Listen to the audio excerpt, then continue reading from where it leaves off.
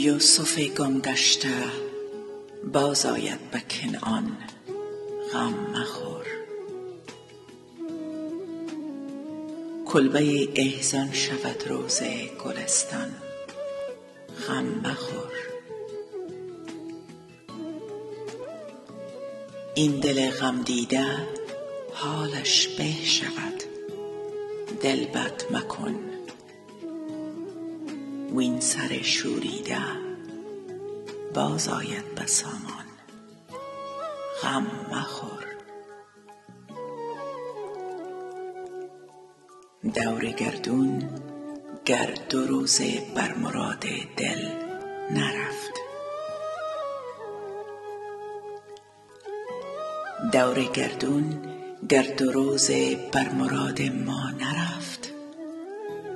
دائما یکسان نباشد حال دوران، غم مخور.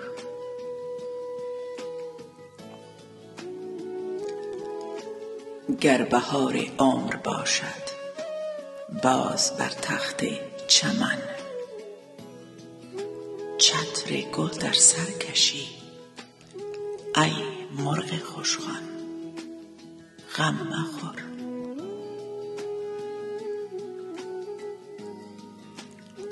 ای دل ار سیل فنا بنیاد هستی برکند، چون تو را نوح است کشتیبان ز طوفان غم مخور.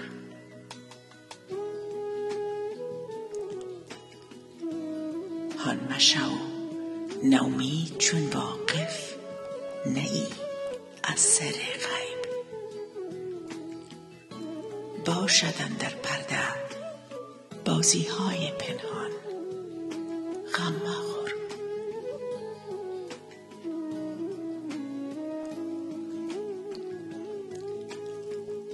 در بیابان گر به شوق کعبه خواهی زد قدم، سرزنشا گر کند خاره مغیلان، غم مخور. گرچه منزل بس خطرناک است و مقصد ناپدید، هیچ راهی نیست کان را نیست پایان، غم مخور. حال ما در فرقت جانان و ابرام رقیب، جمله می داند خدای حال گردان، غم مخور. حافظا در کنج فقر و خلوت شب‌های دار، تابوت دردت دعا و درس قرآن، غم مخور. تابوت دردت دعا و درس قرآن.